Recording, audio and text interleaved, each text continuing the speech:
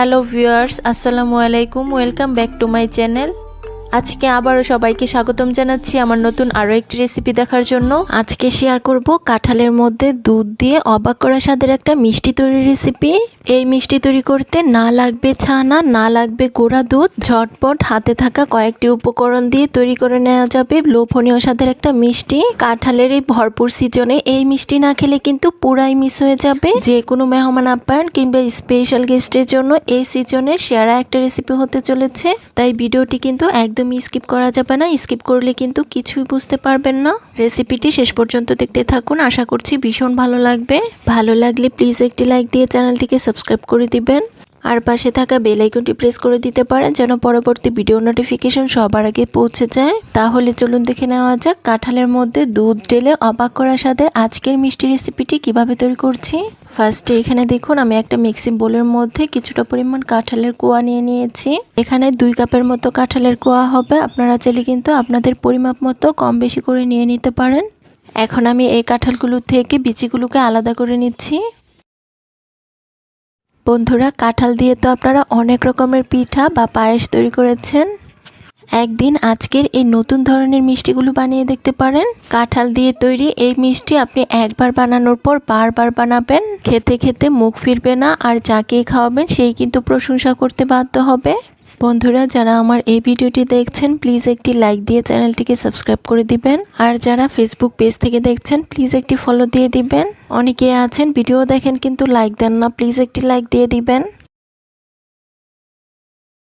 বন্ধুরা, দেখতেই পাচ্ছেন সবগুলো কাঁঠাল থেকে আমাদের বিচিগুলোকে আলাদা করে নিয়ে নেওয়া হয়ে গিয়েছে।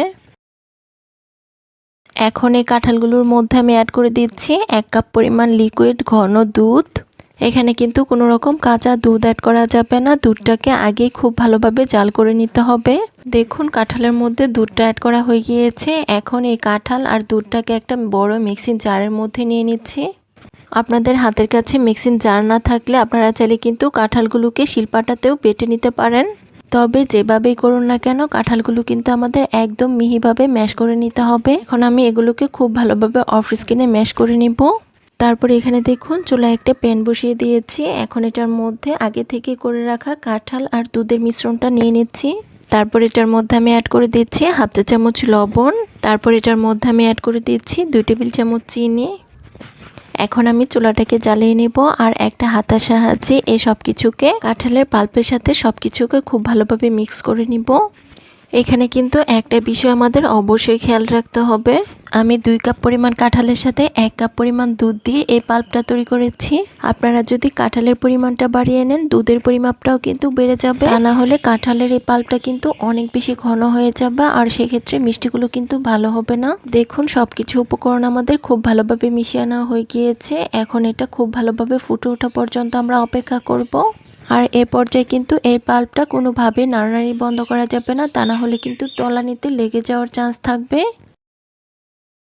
কিছুক্ষণ মিডিয়াম হিটে জাল করে নিলেই দেখা যাবে এই পাল্পটা খুব ভালোভাবে ফুটে উঠেছে। দেখুন কাঁঠালের এই পাল্পটা খুব ভালোভাবে ফুটে উঠেছে। ফুটে ওঠার পরও আমি অনবরত নেড়েচেড়ে আরও 1 থেকে 2 মিনিটের মতো এটাকে খুব ভালোভাবে জাল করে নিয়েছি। কাঁঠালের এই পাল্পটা এর থেকে বেশি জাল করে ঘন করার কোনো প্রয়োজন নেই। এখন এটার মধ্যে আমি অ্যাড করে দিচ্ছি 1/2 কাপ পরিমাণ সুজি। এখানে এই সুজিটা আমি কোনো রকম ভেজে নেইনি, আপনারা চাইলে কিন্তু ভেজে নিতে পারেন। আর এখানে আমরা চিকন দানা সুজি নিয়েছি, মোটা দানা সুজি নিলে আপনারা ব্লেন্ডারে একটু গুঁড়ো করে নিয়ে নিতে পারেন। সুজিটা অ্যাড করার পর সঙ্গে সঙ্গে আমরা একটা হাতার সাহায্যে অনবরত নেড়েচেড়ে এটাকে একটা খামিরের মতো তৈরি করে নিব।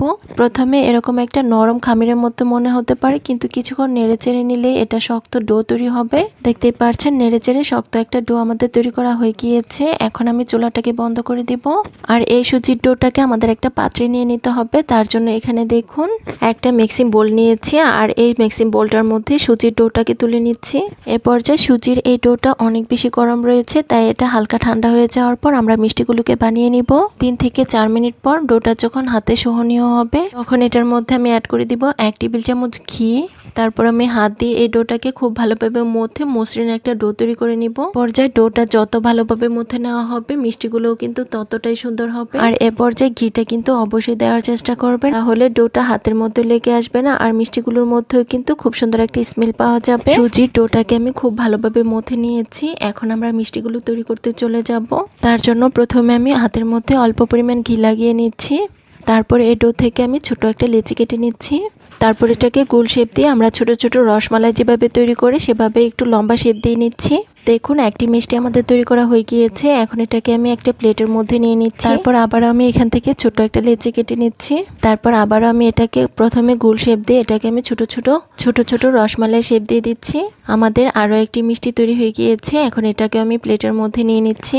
এখন একইভাবে বাকি সবগুলো সুজির ডো থেকে আমরা মিষ্টি তৈরি করে নিব। বন্ধুরা, কাঁঠাল দিয়ে এভাবেও যে মিষ্টি তৈরি করা যায় অনেকে কিন্তু জানেই না।